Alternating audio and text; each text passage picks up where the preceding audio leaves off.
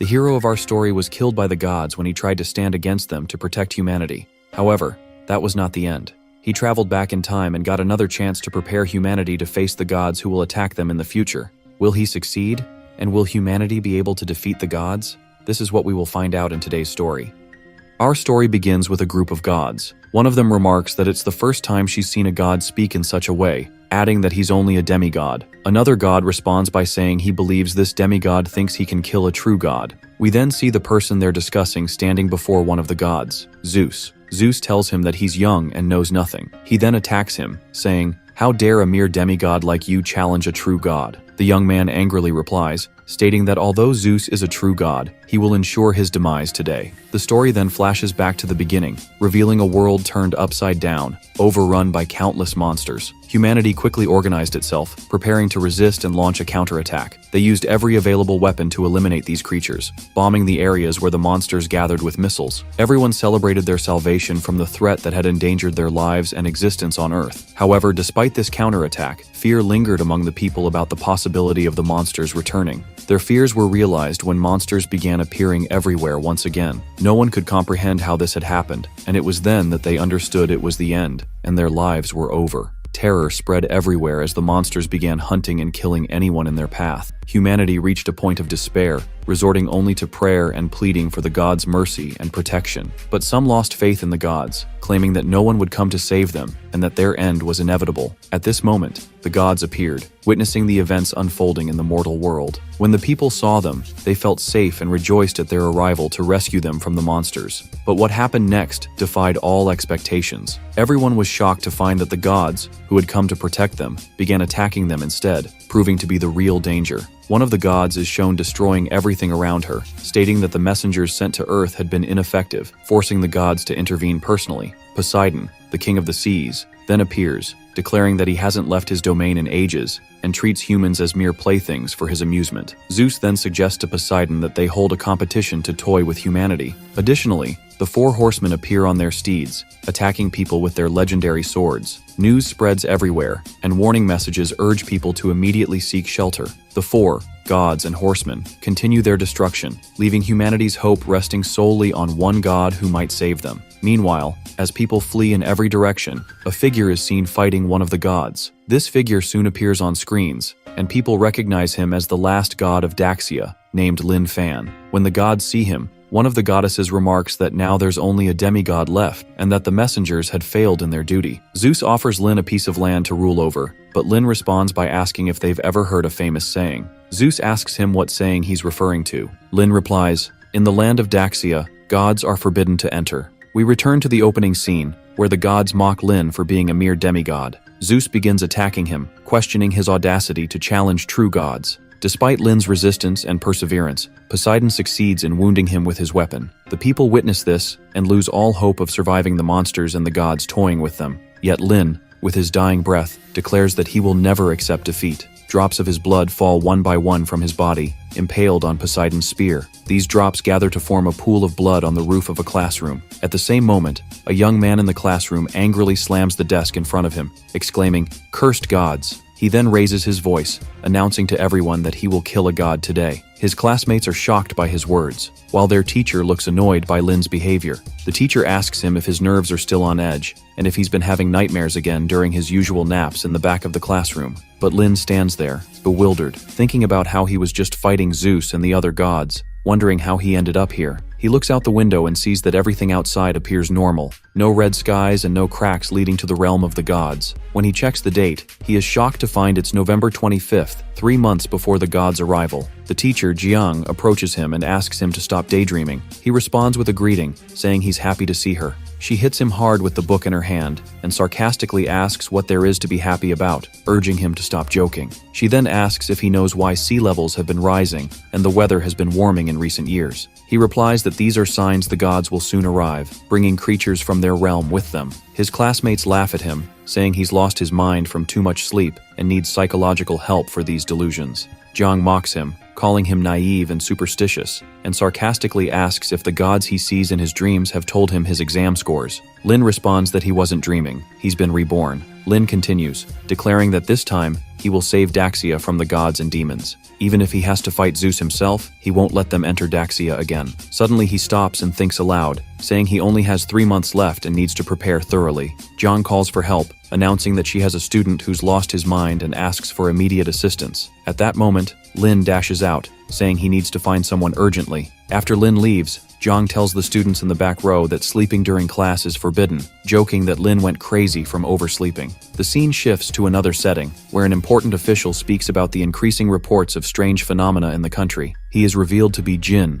the commander of the Luzhou military region. Jin asks one of his officers about the situation in his area and whether there have been any unusual reports. The officer responds that there are no reports of anything abnormal and that the situation is under close surveillance. During this exchange, Jin receives a call. When he answers, he hears someone addressing him as Uncle Jin, expressing happiness to hear his voice and that he's still alive. Jin replies that he's not interested in buying anything. However, Jin is stunned when the caller reveals they know him well, describing him as a 5-star general and mentioning specific details, like a mole on his chest and scars from bullet wounds on his abdomen, shoulder, and thigh from border wars. Jin rises angrily, slamming his desk, and demands to know who this person is and how they know such details. The caller responds that Jin doesn't need to know his identity for now because they'll meet very soon, asking him to consider what he said a prophecy from the heavens. 10 minutes later, Jin gathers all the officers for an emergency meeting. One of them asks why and what's happening. Jin replies that a child called him out of the blue, claiming to be a god from the future, predicting a 7-magnitude earthquake in Gudaiju within an hour. The officers mock this statement, saying the child must have read too many novels and that no one in this era would believe in gods. Meanwhile, Lin is shown walking, saying that General Jin is a key figure in the military, and that gaining his trust is the first step in preparing for the gods' invasion. Lin hopes Jin will contact him after the prophecy he shared comes true. Suddenly, Lin notices a strange opening in the wall, resembling a portal to another world. From it emerges a monstrous creature that tries to attack him. Lin is struck with fear at the sight, exclaiming that this is very bad, as it means the gods' messengers have already begun to arrive. The monster moves closer to Lin, appearing ready to kill him. Lin remarks that he has been reborn and doesn't know if his powers have returned, but he sees this as a good chance to test his current strength against the creature. With ease, he strikes the creature down, killing it instantly. He comments that this messenger is far weaker than the ones he faced before, but considers it a suitable prelude to Zeus's arrival. As Lin continues on his way, he hears news about the earthquake he warned Jin about, which caused a 3-meter-high tsunami. The news confirms that 15 people have died, and 23 others were seriously injured. Lin wonders how Jin will respond now. The scene shifts to Jin's office, where one of his staff members, Hong, enters with urgent news. When Jin asks what happened, she shows him the news broadcast about the earthquake and its effects. Jin is shocked to find that Lin's prophecy has come true. However, the officers present laugh, dismissing it as just a coincidence. Jin insists it's impossible to be a coincidence since Lin's details were an exact match to what happened. The officer is astonished by Jin's claim and struggles to believe it. Hong asks Jin if this means that the person who predicted the event was correct, and whether gods might actually exist in the world. Jin orders a level 1 operations directive to bring the boy in, stating that he wants to speak with him face to face. Hong assures him she will carry out the order immediately. Back at the school, Lin's parents arrive after being called by his teacher, Jiang. His father tells Jiang that he understands Lin has been acting erratically and skipping school. Jiang responds that his bad behavior is the only reason she summoned them. She points out that the university entrance exams are just a month away, emphasizing that this is a critical time and blaming Lin's actions on their upbringing. Lin's mother agrees with her, promising to discipline him better. Lin arrives at that moment and tells Jiang that his parents have nothing to do with his behavior, asking her not to blame them. His father grabs him and scolds him, demanding that he apologize to the teacher immediately for his actions. Lin begins to apologize. Suddenly, Lin's phone rings. He answers it and asks who the caller is. Jiang yells at him, furious that he brought a phone to school. Realizing the caller is from the military region, Lin gives his exact location and asks them to come pick him up, but Jiang snatches the phone from him, declaring that he will be punished for this behavior. Lin tries to explain, saying the caller is Uncle Jin from the military region, and the call must not be cut off. His classmates mock him, joking that he's completely lost his mind, thinking he's so important that Commander Jin himself would call him. Jiang grows angrier, telling Lin that she never thought she'd have to deal with him like this, and that he seems to have forgotten who he is, imagining himself as someone important. Lin's parents feel embarrassed by his actions, while Jiang tells him she'll wait and see who comes to take him. At that moment, the sound of police cars and a helicopter fills the air outside the school. Hong is aboard the helicopter, instructing her team to locate the person they're here to retrieve, specifying that he's in classroom 3, and to handle the situation with the utmost care. Students and staff at the school film the helicopter, speculating about its purpose. Jiang stands in shock, wondering if this is an anti-terrorism operation. The students in the classroom gather by the window, awestruck by the helicopter, speculating that it must be part of an important mission. Hong and her team arrive at the school, where Jiang confronts them, demanding to know why they're there. Hong informs Jiang that they are the security unit for the regional military commander's office and orders all civilians in the area to evacuate immediately. When Hong reaches Lin, she doesn't realize he is the person they're looking for and asks why he is still standing there instead of leaving. Lin greets her by name and remarks that it's been a long time since they last met. Hong, surprised, asks how he knows her name. Lin introduces himself, saying he is Lin Fan, the person they came for. Hong immediately orders all forces to salute Lin, joining them in the gesture herself. Lin tells her there's no need to be so formal. At this moment, Lin's parents stand in shock, asking what's happening and whether the soldiers are really saluting their son. Meanwhile, Lin's classmates speculate if he's a wanted criminal. One of them points out that it's impossible for a security unit to treat a criminal this way. Hong shakes hands with Lin, informing him that General Jin has requested his presence to discuss some matters personally. Jiang angrily asks Lin what trouble he's gotten himself into. Lin reassures her, saying he's leaving to handle matters that will save the world. Lin boards the helicopter with Hong, bidding farewell to his parents and Jiang, telling them he'll be away for a while. Jiang, still trying to process the situation, mutters that the world has gone completely mad. The helicopter takes off, and Hong gives orders to return to General Jin's office. Upon arrival at the office, Hong informs General Jin of their arrival with Lin. The first thing Jin says, while smoking his cigar, is a demand for Lin to prove that gods truly exist. Lin sits down and replies that he can prove it, but the problem is that Jin isn't ready to hear what he has to say. Hong interjects, defending Jin as a great leader, and questions how Lin dares to speak to him that way. Lin responds by saying he knows Jin better than she does. He goes on to reveal that Jin was the first to notice the changes in the world after the gods' invasion, and was the first 5-star general to fall to Poseidon, the sea god. Jin is stunned by Lin's mention of a divine invasion. Lin tells Jin that the gods will invade the world in 3 months, which is why he sought him out so urgently. However,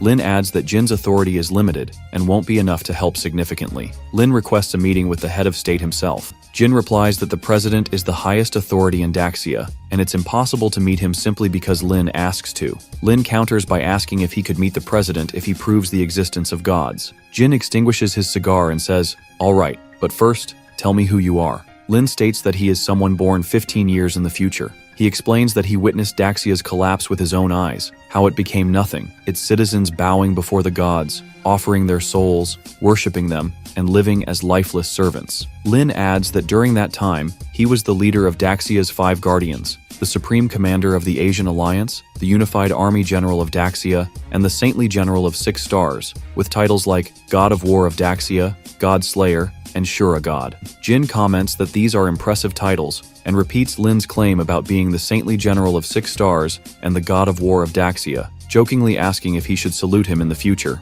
Lin replies that there's no need because by the time Lin rose to prominence, Jin had already died. However, Lin adds that before Jin's death, Lin served as his last personal guard. Jin sarcastically remarks that he must be crazy to believe this, and gamble everything on Lin's words. He then asks how Lin plans to prove the existence of gods. Lin replies that they need to bring Jin's guards and go with him to a specific location he will identify. Jin complies, and they set off in vehicles to the site Lin mentioned. When they arrive, Jin asks what's special about this location that will prove the god's existence. Lin tells him to wait a little longer, promising that he'll know soon enough. Lin approaches a specific tree at the site, recalling that he knew the first messenger from the gods was discovered here. Confident that this is the right place, Lin instructs the men to blow up the tree. When the men ask Jin for confirmation, he orders them to follow Lin's instructions. They aim their weapons at the tree and destroy it. At that moment, a portal similar to the one Lin had seen in the wall earlier appears. Jin and Hong stand frozen in disbelief, unable to comprehend what they are witnessing. Lin explains that this portal is used by messengers sent by the gods. As they watch, a large number of monsters begin emerging from the portal. The general's guards immediately stand in front of the monsters to protect him and open fire. However, the bullets have no effect on the creatures, which proceed to attack and kill the guards. Jin is horrified by the monster's immunity to bullets and asks where these creatures came from. Hong quickly steps in front of Jin to shield him, urging him to get into the car immediately as the situation is too dangerous. Lin reassures them not to worry, stating that he can handle these messengers with ease. He grabs a massive sword and tells them to stand back and watch. Lin leaps high into the air, bringing the sword down on the monsters as he lands, cutting them down one by one. Jin and Hong watch in stunned silence as Lin fights, with Hong commenting on his incredible strength. Once Lin has defeated all the monsters, he rests the sword on his shoulder and asks Jin for his thoughts. Jin replies that while he is shocked by what happened, it still doesn't prove the existence of gods. Lin smiles and tells Jin he will show him what comes next. He swings his sword in a circular motion, creating another rift in the air. This causes a fissure to appear in the mountain before them. Rocks shift, revealing a human skull. Jin, upon seeing this, is struck speechless and frozen with shock. The sky turns red, and the skeleton begins to emerge fully, revealing its massive size. The scene transitions to Jin, Lin, and the general returning from the site to the presidential headquarters. Upon exiting the car, Jin informs Lin that President Zhang Mukai is inside waiting for him, and that they will meet him together. When they enter, they find President Mukai waiting. After Jin salutes him, Mukai asks about Lin. Lin steps forward, introduces himself as a third-year student from Ji High School, and greets the president. Mukai asks if what he heard from Jin is true, that Lin requested this meeting for an important matter concerning the nation's survival, and what this matter is. Lin replies that the gods will descend to Earth in 3 months, destroying mountains and daylight, and causing the nation to fall entirely. Other officials present in the hall react to Lin's words. One dismisses it as meaningless drivel and asks how he dares to make such claims. Another questions if Lin came to mock them. A scientist in the group approaches Jin, asking if he brought this person here to waste their time with baseless claims. Jin replies that he didn't want to believe it either, but Lin is likely telling the truth, and he trusts him. Lin tells them that he is a reborn individual and one of Daxia's future guardians. He adds that they believe this war is either unreal or far away, but he has seen it himself and witnessed humanity's extinction. Despite his warnings, the officials remain skeptical, prompting Lin to caution them that if they are not prepared within 3 months, the same fate will befall them. One official yells that Lin is taking them for fools if he expects them to believe him. At this point, President Mukai demands silence from everyone and turns to Lin, asking how he can prove his claims. Lin responds that he can provide evidence. He gestures to Hong, instructing her to bring the proof. Hong enters carrying a device, which turns out to be a recording device containing footage of everything that happened with the tree. Lin tells them they need to watch the evidence. After the events are shown, everyone in the room is stunned. They ask what these creatures are, and whether what they saw is real or just a movie trailer. The scientist, Shen, comments that the final scene revealed a human skeleton, but a natural human could not possibly be that tall. Lin clarifies that it is not human, explaining that these are other, larger, and stronger beings. He adds that if they wish, they can call them gods, as they are humanity's future enemies. However, the attendees continue to deny the possibility. One declares it impossible, while another claims the appearance of these creatures is unrealistic, accusing the video of being fake. Jin then turns to Shen, asking about the samples he sent him for analysis in his lab and whether the results are ready. Shen asks if he means the samples sent an hour ago. Shen says the results are in, but he hasn't had enough time to review them yet. He opens his device to check the details. Upon seeing the results, Shen asks Jin what exactly he sent, as the findings seem illogical. Jin informs him that the samples were from the skeleton they had just seen. Shen shouts, asking how Jin acquired such samples, then remarks that such a discovery could rewrite everything they know about the world. President Mukai intervenes, asking everyone to stop arguing, his expression showing concern. He then asks Lin why, if this skeleton truly belongs to a god, it has been on Earth for over 5,000 years. Lin replies that the skeleton belongs to an 8th-ranked god of strength, who was slain by Kwafu and thrown into the sea. Shen asks Lin if he is referring to the Kwafu mentioned in myths. Lin confirms, stating that ancient gods indeed existed, and that when the gods invaded the Blue Star in the past, it was the combined forces of the Eastern war gods who managed to repel them. He adds, however, that unfortunately, after that battle, those forces perished entirely, and even if some survived, they are now in deep slumber. President Mukai firmly declares that in that case, they will stand against the gods and fight with all their might. Lin feels great relief and joy upon realizing that President Mukai believes him. Mukai tells him he does believe him but still has one question. Why do the gods want to invade Earth in the first place? Lin explains that gods differ from humans. While humans gain strength through physical exercise, gods derive their power from the faith humans have in them. Therefore, Earth, with its billions of inhabitants, is a treasure trove for them. Mukai understands the reason and declares that he will not allow these gods to destroy the civilization their ancestors built with their blood. He then appoints Lin as the supreme commander and tells him he can use all the country's resources to protect the nation from the gods' threat. Lin salutes Mukai, promising never to let him down and to succeed in his mission. Mukai asks Lin what his first step will be. Lin replies that the first attack will come via the ocean, so they need to build an iron wall to protect themselves. He adds that before starting this project, he wants to issue a national call to inspire the people. Soon, an announcement is made across all television channels and social media platforms, stating that the government has decided, after consultations, to recruit 50 million soldiers.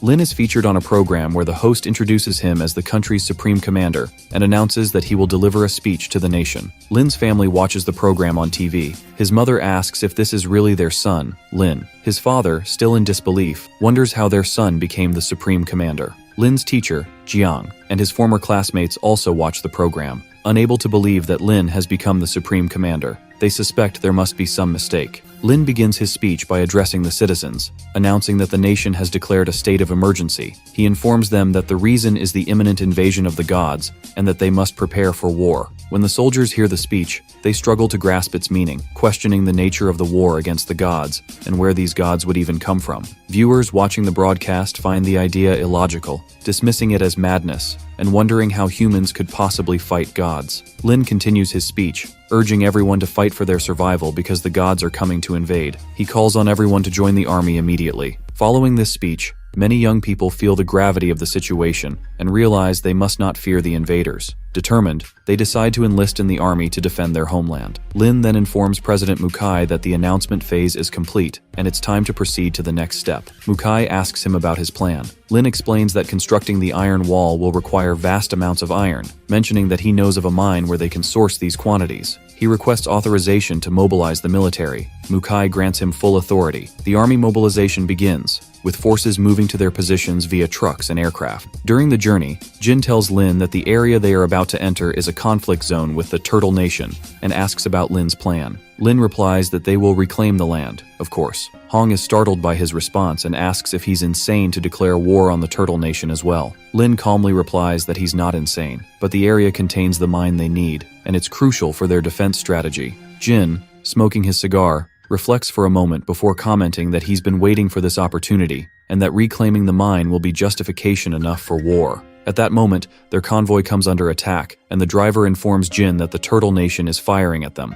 Lin orders the 1st Battalion to advance and neutralize the sources of fire, while the 2nd, 3rd, and 4th Battalions handle defensive tasks. The troops move forward, successfully silencing the enemy fire and ending the attack on the leaders. Lin steps out of the vehicle, but Hong follows him, warning that the Turtle Nation has tens of thousands of soldiers in the area, while their own forces are limited. Lin reassures her, saying she should leave it to him as he has a plan. Hong asks what the plan is. Lin requests remotely detonated bombs. When Hong asks about his intentions, he tells her to wait and see. Meanwhile, Turtle Nation soldiers are shown prepared with their weapons, with their commander ordering them to hold their positions and prevent any breaches. Lin and Hong surprise the soldiers by approaching from behind. Lin greets them with a smile. One of the soldiers identifies them as Daxian forces and orders his men to raise their weapons and kill them immediately. Lin uses his regenerative powers to form a protective shield, deflecting the bullets back at the soldiers. Lin then leads Hong to another location. When she asks why they are there, he requests the bombs. Hong hands over the bombs, wondering what he intends to do with them. Lin takes the bombs and heads toward the mine, recalling that hundreds of monsters had been dormant there in his previous life. He begins digging and planting the bombs, thinking that if he can awaken the monsters early, they'll eliminate the Turtle Nation. After completing his task, Lin plans to use the ensuing chaos to seize the mine and secure victory. Lin whistles to draw the Turtle Nation soldiers to the site, and they soon arrive at his and Hong's location. As the soldiers approach, Lin activates the detonator, causing a massive explosion. The soldiers fall to the ground, shielding themselves from the blast, while Lin and Hong retreat from the scene. The ground begins to crack, and monsters emerge from the fissures. The soldiers are caught off guard by the appearance of these creatures, and before they can react, the monsters attack and annihilate them. Meanwhile, Lin's defensive forces continue battling the Turtle Nation soldiers, finding the overwhelming numbers making it increasingly difficult to hold the line. A soldier from the Daxia forces decides to take the bombs and sacrifice himself to blow up the Turtle Nation soldiers. However, he is stunned to see the Turtle Nation soldiers running away from the monsters,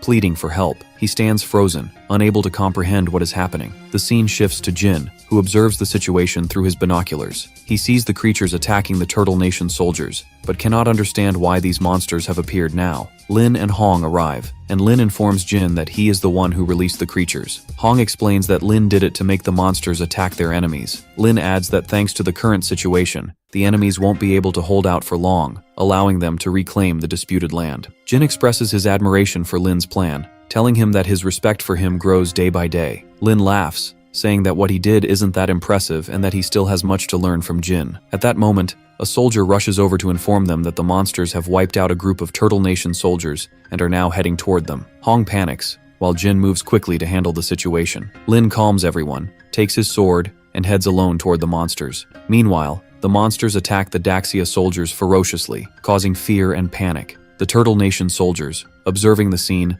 laugh gleefully, with one saying that even though they've lost the battle, Daxia will fall entirely. Despite their fear, the Daxia forces continue to fight the monsters, with one soldier standing bravely, declaring that he will fight to the death. Lin arrives and tells the soldier to rest and leave the matter to him. The soldier warns Lin that these monsters are incredibly dangerous, and urges him to leave for his safety, insisting that they will defend him. Lin reassures the soldier before charging toward the monsters. Using his sword with exceptional skill, he slays the creatures one by one. The soldier watches in amazement, unable to believe that Commander Lin can single-handedly face these ferocious creatures. The Turtle Nation soldiers, also witnessing Lin's actions, are astonished. One asks who he is, and another replies that he must be so powerful that even the monsters cannot stand against him. Suddenly they see Lin leaping high into the air, reaching the highest point to observe the monsters below. After the creatures gather beneath him, Lin moves through the air, performing a powerful circular slash with his sword. This action creates a massive fissure in the ground beneath the monsters, causing them to fall into it one after another.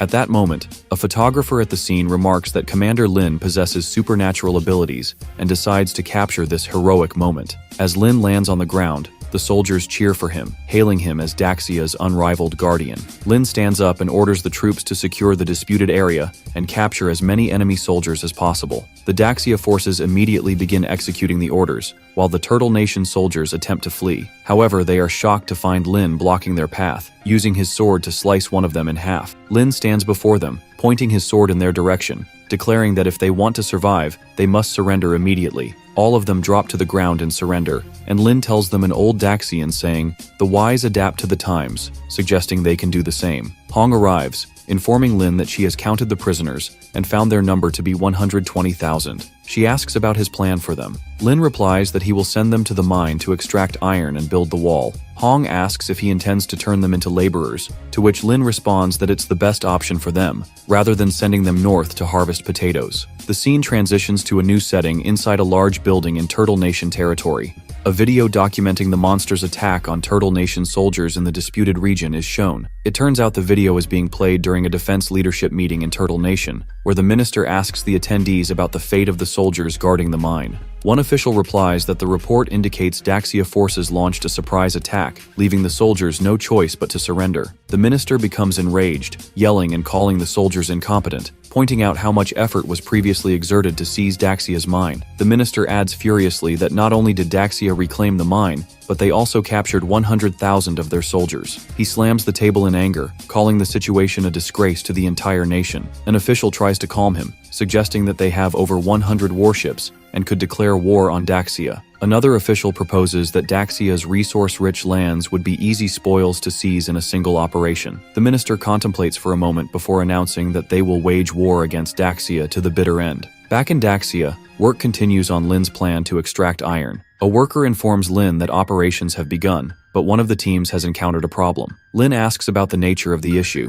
and the worker explains that they've discovered something unusual and asks Lin to see it for himself. The worker leads Lin to the problematic site, where a team's excavator has struck an unyielding, strange stone, halting their progress. The workers gather around the stone, speculating on its unusual hardness, which they've never seen before. When Lin arrives at the site, the workers greet him and step aside to let him inspect the stone. Lin asks the worker if this is the stone they found, and the worker confirms, but also mentions they discovered something else. The worker takes Lin to examine the other discovery, a metal door with the name Jinshin inscribed on it. Upon seeing the name, Lin's face reveals shock and fear. Lin recalls that Jinshin caused destruction and catastrophes in Daxia before the gods descended in his previous life. Realizing the severity of the situation, Lin decides it cannot be ignored. Using his radio, he contacts Jin, requesting the immediate dispatch of 2 battalions to the engineering team's site. Jin agrees to the request and confirms that he will send the forces immediately. When the requested troops arrive, they stand before Lin,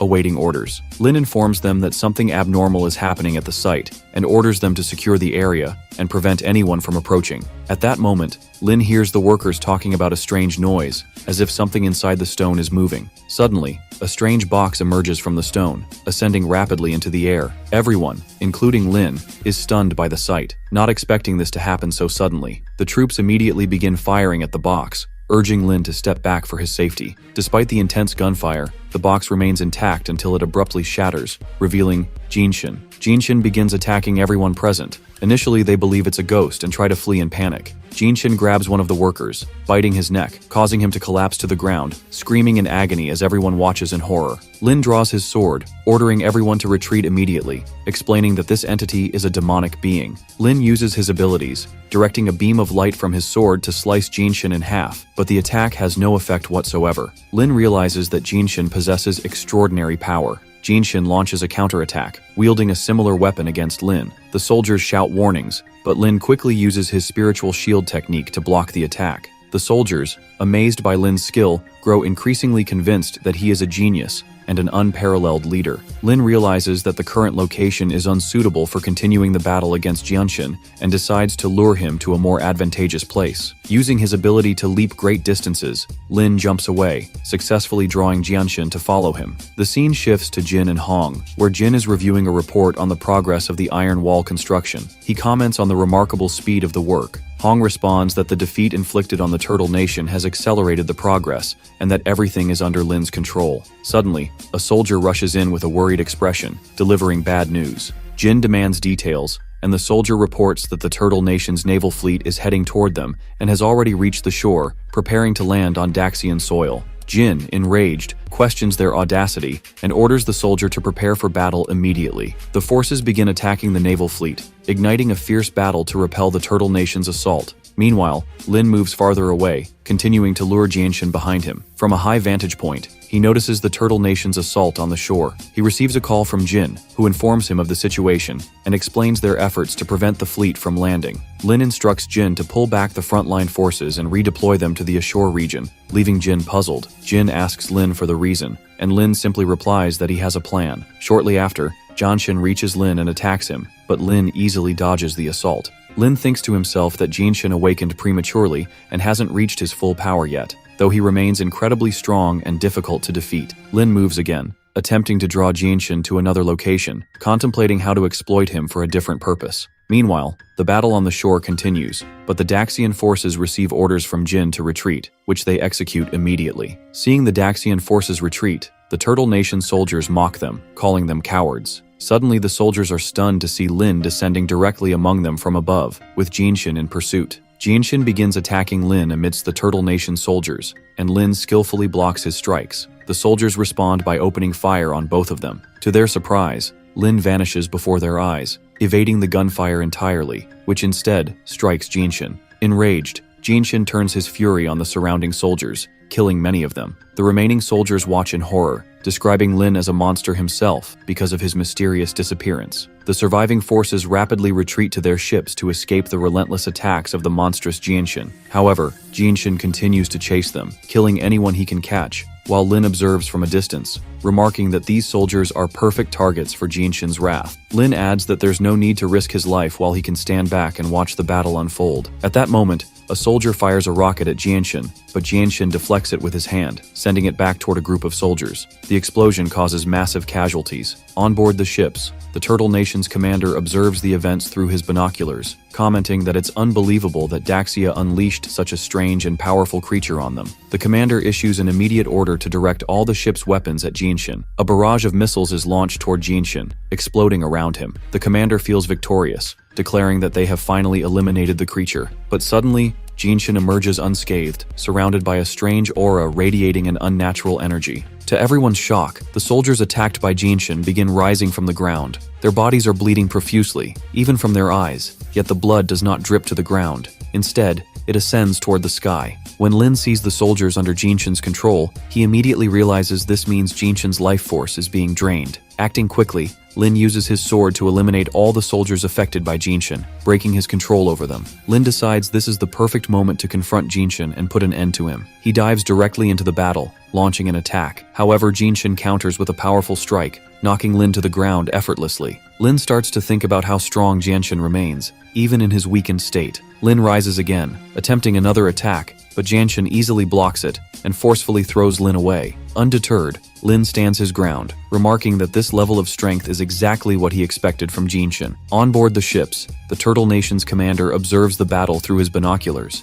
incredulously questioning if Lin is insane or if he went there to die. Two of his soldiers laugh, with one commenting that if their large numbers couldn't stop the monster, Lin is heading straight to his doom. The other soldier admits he's only interested in seeing how this unfolds. Lin continues moving swiftly around Jinshin in all directions, avoiding his grasp and attacks, determinedly declaring that this will be Jinshin's end. With precision and skill, Lin maneuvers behind Jinshin and lands a devastating blow with his sword. Lin yells in fury, commanding Jinshin to return to the earth from which he came. With one final, powerful strike, Lin splits Jinshin in two, shouting triumphantly that he must die. On board the ships, the soldiers are overwhelmed by what they witnessed, amazed that Lin managed to kill the beast. They remark that despite being human like them, Lin possesses unbelievable strength. The fleet commander, frustrated and disheartened, wonders aloud how they can face an enemy of such power. He immediately orders the fleet to retreat and move away from Daxia's shores. The ships begin withdrawing quickly, heading back toward Turtle Nation, but Lin doesn't let them escape,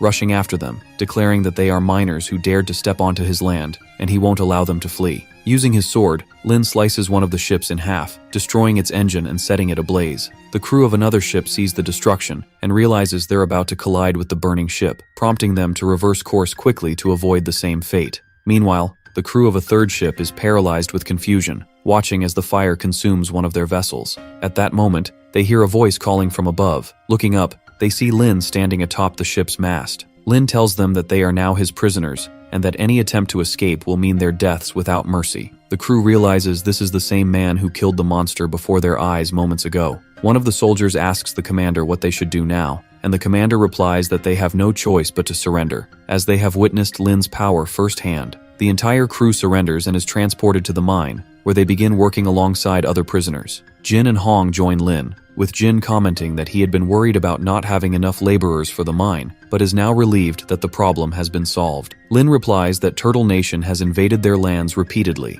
and now they will work for Daxia as a form of penance, continuing this service until their deaths. In another scene, the Turtle Nation's minister is furious, yelling at his commanders and calling them useless for allowing their entire fleet to become prisoners of Daxia. The minister demands to know how the commander dares to stand before him after such a disaster. The commander apologizes, explaining that they were unaware Daxia had such a powerful creature, which was the main reason their plans failed. The minister rejects this explanation, slapping the commander and declaring that excuses are pointless now. The commander apologizes again, admitting his mistake and agreeing that the minister is right. He suggests sending a team of their superpowered elite to Daxia as a countermeasure to recover their position. The minister pondered the matter, convincing himself that deploying the special team was the right solution. He wondered how he had overlooked this option initially. Back in Daxia, work at the mine continued steadily, with just 1 year and 20 days remaining before the gods' descent to Earth. Lin was at the site, explaining that they now had enough workers for digging and transporting rocks, and the mine area was ready. However, he pointed out the potential for unknown monsters to awaken at any moment.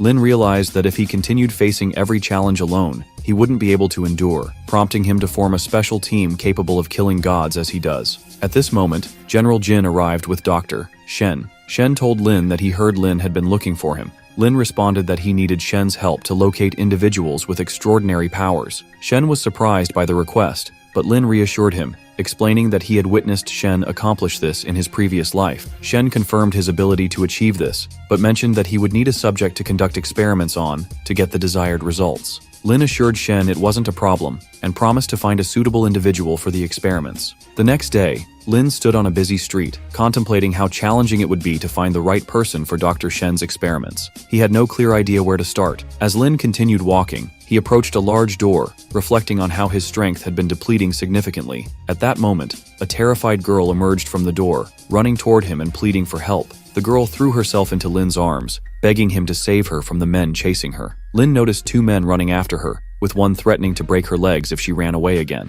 The girl implored Lin to protect her. When Lin asked what was going on, she explained that she didn't know them and that they were trying to abduct her. Lin asked if they could be human traffickers, but the man who had threatened her earlier responded by warning Lin not to interfere if he wanted to stay alive. Lin grabbed the man's threatening hand and informed him that he had decided to intervene, breaking his hand in the process. The other man charged at Lin with a knife, threatening to kill him. Lin didn't allow him to get close, delivering a powerful kick that sent him crashing to the ground. The two men cried out in pain, with the injured one threatening that they would return later with reinforcements. They left, repeating their threats as they retreated. Lin then asked the girl if she was all right. She confirmed she was fine and thanked him for his help. Lin told her that he was on his way to eat and suggested she head home quickly. She held onto his hand, insisting that he had saved her, so she wanted to repay him by inviting him to a meal she would prepare herself. Lin agreed and accompanied her. She prepared a variety of dishes she specialized in, telling him it was all in appreciation of his help. Lin thanked her for her effort. He began eating and was impressed with the food, telling her it was delicious, which delighted her greatly. Suddenly she laughed, revealing that she hadn't expected him to fall into the trap so easily. Lin was shocked by her words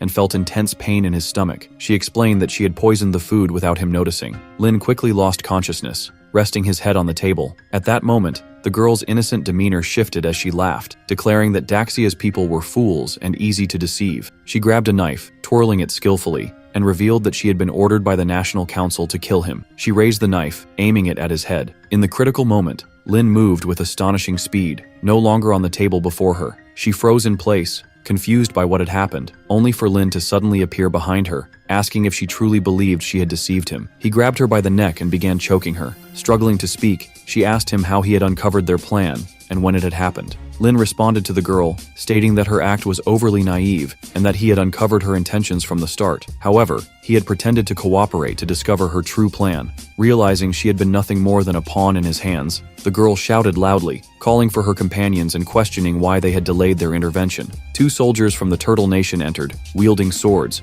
and attacked Lin from behind, declaring that he would meet his end at their hands. Before the swords could reach him, Lin moved with incredible speed, causing their weapons to fall to the ground, leaving them astonished by his superhuman agility. Lin then drew his own sword and commented that they had traveled all this way just to kill him, expressing regret that he would have to disappoint them tonight. One of the soldiers warned him against being so full of himself, vowing that they would finish him no matter what, using their swords imbued with supernatural powers. Lin was taken aback when he realized they possessed special abilities. He swiftly dodged their strikes, which failed to land. The girl, frustrated by the delay, screamed at them, instructing them not to waste time on Daxia soil and demanding that they finish the mission immediately. At that moment, Lin decided against fighting and informed them that their timing was impeccable since he had been looking for volunteers for experiments. He never imagined they would offer themselves willingly. This remark enraged them, prompting them to end the standoff by using a cloning technique, creating multiple copies of themselves. Lin smiled at their move, broke the window,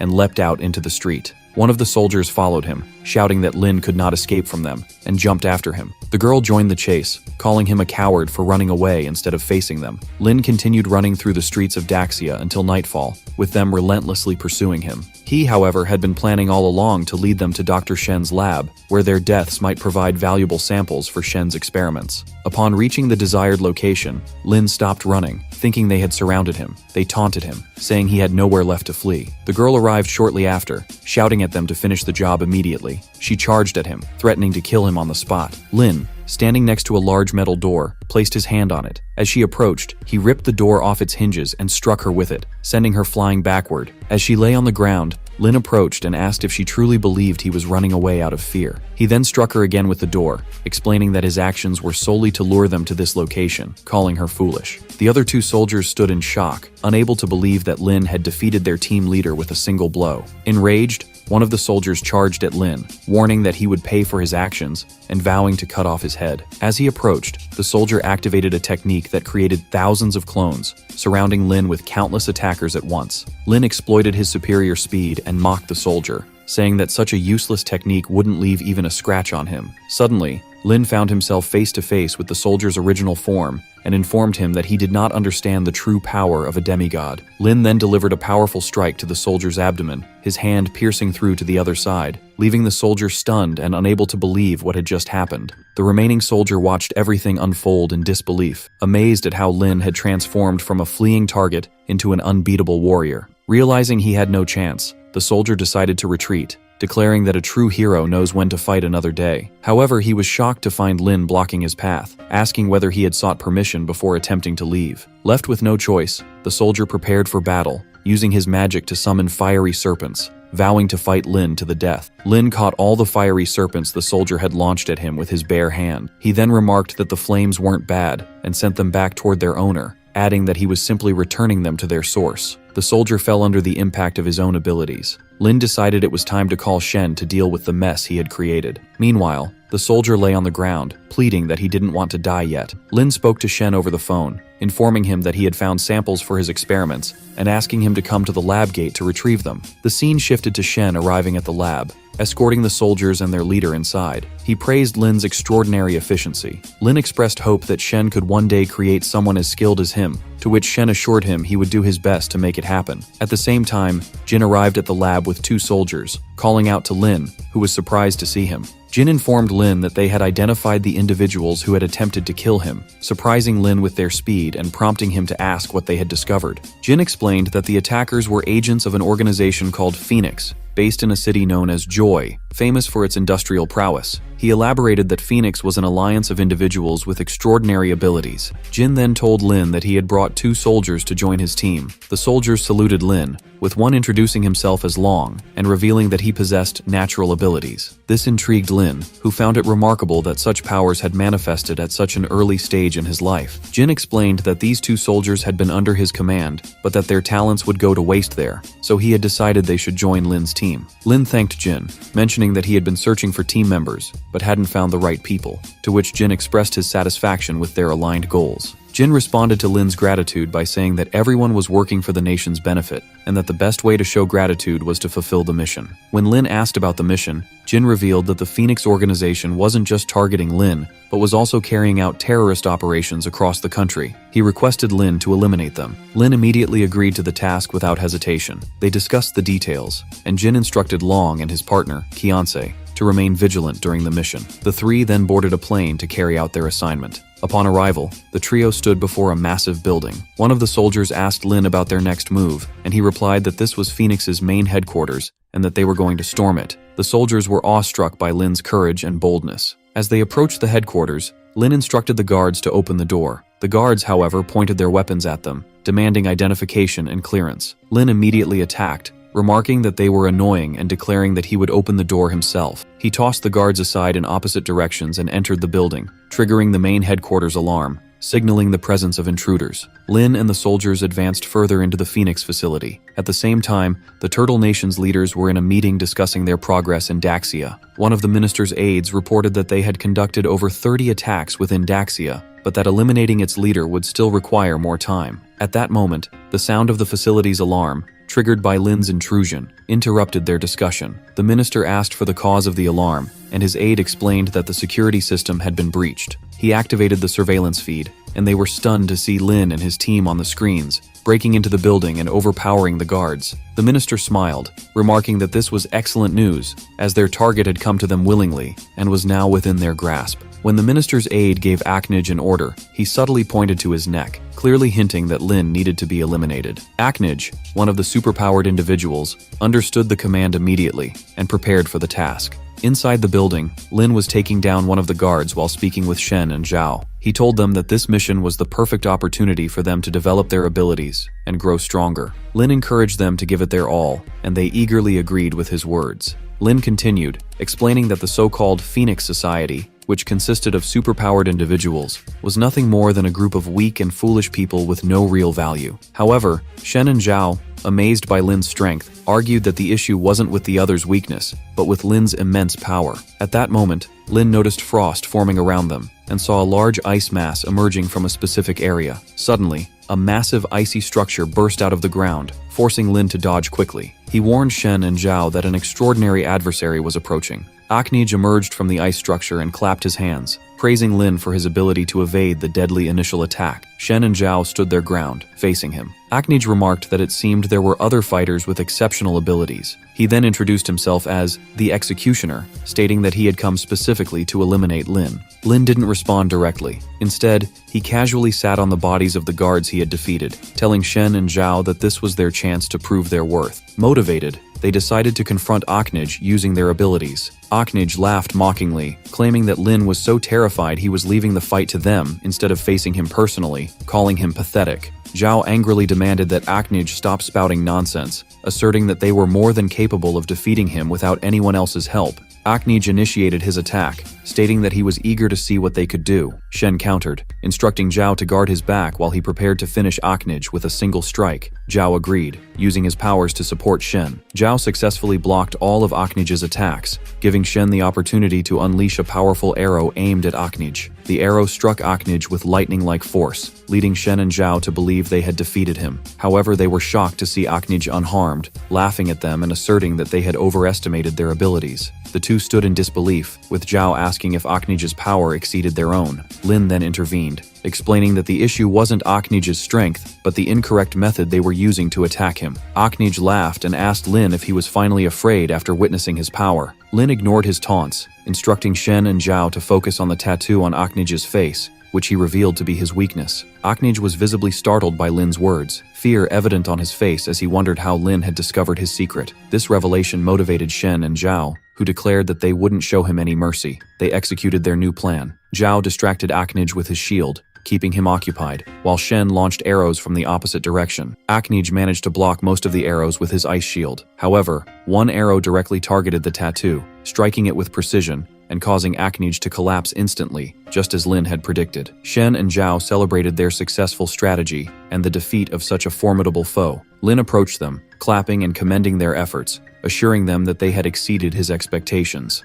At that moment, the minister and John were watching the events unfold on the surveillance screens, observing Aknij's defeat at the hands of Lin, Shen, and Zhao. The minister, furious, demanded angrily if all the people under John's command were as incompetent as Aknij, being so easily defeated. John attempted to calm the minister, assuring him that such an incident would not happen again, and promising to send additional forces immediately to eliminate Lin and his team. However, the minister, still enraged, warned John that this would be his final chance, and failure was not an option. Standing in tension, John reflected on how dangerous Lin was, realizing the severity of dealing with someone who could so effortlessly uncover Aknij's weakness. Returning to Lin, Zhao asked him how he had identified Aknij's vulnerability. Lin explained that activating abilities required energy, and that Aknij concentrated his energy on his tattoo, making it his weak point. Zhao understood and remarked that they were still discovering their powers, having only recently started using them. Lin elaborated, explaining that everyone channels their energy differently, and during battles, it is crucial to conceal this energy to prevent the enemy from identifying it. As they walked, Lin noticed something unusual. Mud seemed to be spreading across the ground beneath their feet. He ordered Shen and Zhao to remain on alert, warning that something dangerous was happening. Suddenly, eerie hands began emerging from the ground, moving toward them in a menacing manner. These hands grabbed them from all directions, prompting Lin to warn them that reinforcements had likely arrived to attack. Indeed, strange mud-colored figures started rising from the ground and walls, launching an assault. The muddy figures struck Shen and Zhao forcefully, knocking them to the ground, while Lin stood observing, pondering the nature of these abilities. At that moment, two soldiers from the Turtle Nation appeared, armed with sharp weapons. One of them mocked Aknij, calling him weak for failing to kill those fools. The other added that they would make Lin and his team pay with their lives. Lin, with a sarcastic tone, remarked that he simply wanted more opportunities to kill their kind. One of the soldiers approached Lin, complimenting his optimism, but mockingly suggesting that he kneel and beg for mercy, as it might earn him a reprieve. Enraged, Lin retorted that the people of Daxia only kneel before the heavens, the earth, and their parents, and they would never bow to invaders. Hearing this, the second soldier charged at Lin, declaring that his words were an open invitation to death. Before the soldier could reach Lin, Shen intervened, attacking to prevent him from harming their leader. Shen vowed not to let anyone touch Lin. However, the other soldier struck Shen, sending him crashing to the ground with a powerful blow. Zhao then stepped in, attacking both soldiers with two axes he had conjured using his abilities, proclaiming that he would fight them alone. One of the soldiers used his powers to create a wall, blocking Zhao's strikes. The other soldier attacked Zhao, knocking him down as well. The Turtle Nation soldiers stood arrogantly, mocking the people of Daxia as insignificant insects unworthy of challenging the Phoenix Society. At that moment, the minister, observing the battle through the screens, turned to John, who assured him that they could now relax. Smiling confidently, the minister affirmed that the people of Daxia were nothing more than insects, unworthy of attention or fear. John informed the minister that the twins he had sent were ranked third in combat strength within the Phoenix Society, and that handling a small number of Daxia fighters should have been an easy task for them. However, the reality on the battlefield was completely different. Facing the twins, one of them told Lin that his team had fallen, and that his best option now was to surrender. But Lin, enraged by what had happened to Shen and Zhao, grabbed the twins' face with his hand. Mocking him, Lin apologized sarcastically, saying that the word surrender wasn't in his vocabulary. He then delivered a powerful punch that pierced through the twins' chest, with Lin's hand emerging from the soldier's back. The other twin, horrified and screaming in disbelief at what had happened to his brother, froze in terror. The second twin asked Lin how he had managed to free himself from the restraints that had held him. Lin, giving him no time to react, attacked immediately, forcing the twin to use his abilities to create a mud wall for protection. However, the wall couldn't withstand Lin's iron fist, which shattered it and knocked the twin to the ground. The soldier fell, bleeding profusely, and expressed his disbelief at what had just happened. In the command room, the minister and John were watching the events unfold on the surveillance screens. The minister was both stunned and furious, questioning the hidden strength Lin possessed and how he was able to defeat their forces so effortlessly. Meanwhile, John stood in shock, struggling to comprehend what was happening, and stated that this was a significant humiliation for them. It didn't take long for Lin, Shen, and Zhao to reach the command room. Lin kicked the door open, leaving everyone inside in shock, and announced that he had successfully located the Phoenix Society's base. At that moment, the minister's fighters launched an attack on Lin and his team. One of them charged directly at Lin, claiming he would end him. Lin asked Zhao to hand him his axe. Taking the axe, Lin confronted the attacker with confidence and strength. Within moments, the attacker was lying on the ground, screaming in pain after Lin severed his arms. The minister and John watched in disbelief, unable to comprehend Lin's incredible power. After securing the situation, Lin instructed Shen and Zhao to lock down all exits and ensure no one escaped, but John discreetly pressed a hidden button on the desk. Suddenly, a massive metal cage descended from the ceiling, trapping Lin, Shen, and Zhao inside. John declared his victory and informed Lin that the cage was made of Shanghai stone, an unbreakable material, meaning there was no chance of escape. He then called upon a group of superpowered individuals and instructed them to incinerate Lin and his team until they were reduced to ashes. The young fighters surrounded the cage, and one of them unleashed intense flames resembling dragon fire. The fire engulfed the cage, and its overwhelming heat began melting the supposedly indestructible material, trapping Lin, Shen, and Zhao within the inferno. The minister, now reassured, praised John for his excellent performance and promised him a significant reward. John, grateful for the minister's words and reward, expressed his thanks. Confident in the celestial flames wielded by his fighters, John stated that no one could survive their power, and that Lin and his team must now have been reduced to ashes. Indeed, the flames were immensely powerful, causing even the supposedly unbreakable cage to begin melting. But suddenly, the minister's expression changed, his face displaying a mixture of fear and shock, as if he were seeing ghosts. John was staring in shock, mirroring the minister's horrified expression, as they both looked toward the direction that had captured their attention. When the scene became clear, it was revealed that Lin, Shen,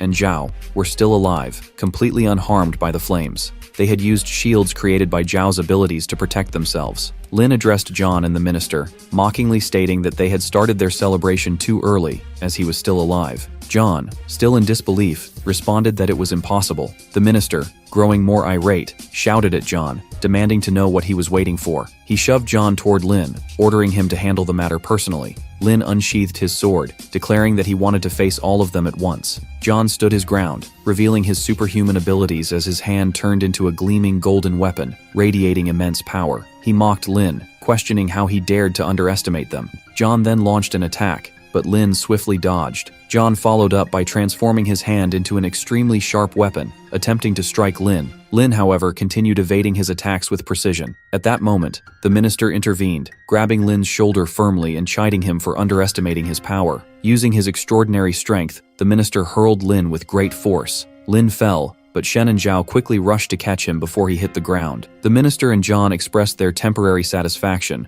with the minister commenting that while Lin initially seemed strong, he wasn't as powerful as he appeared. John agreed, adding that Lin had been given far too much credit. Zhao asked Lin if he was all right. Lin reassured him, claiming that he was still in good shape, and taunted the minister, sarcastically calling the attack a cowardly surprise from the Japanese. The minister was enraged by the comment, hurling insults and threats at Lin, declaring that he had brought death upon himself. The minister unleashed his ability, generating powerful cyclones. Lin stood firm before the cyclone, remarking that even the Japanese leader was merely an experimental prototype of supernatural abilities. Lin then used his skill to redirect the cyclone toward the minister. The powerful winds engulfed the minister, ultimately leading to his demise. John, witnessing the scene, screamed in shock and disbelief, calling out for the minister. Seizing the moment, Lin charged at John, declaring that it was now his turn. Terrified, John fled, shouting that he didn't want to die here or now. John ran until he reached a massive hall housing a grand mythical statue. Falling to his knees before the statue, he begged for protection and salvation, addressing it as the fire god. At that moment, Lin entered the hall, sword raised and ready to strike, asking John where he thought he could run. Suddenly flames erupted from the statue, and a booming voice questioned who had dared to summon the fire god. The statue transformed into a giant phoenix with wings and a body composed entirely of fire. The phoenix's powerful wing beats created gusts strong enough to throw Lin backward, slamming him to the ground. Lin looked at the phoenix in astonishment, wondering how the Japanese had managed to possess such a divine creature within Daxia. Meanwhile, John danced with joy at the success of summoning the phoenix, considering it their final hope to eliminate Lin. The phoenix suddenly morphed into a humanoid form, appearing as a radiant woman with glowing features. She approached Lin, her expression one of curiosity, and asked why she felt a strange familiarity with the situation, as though it had happened before.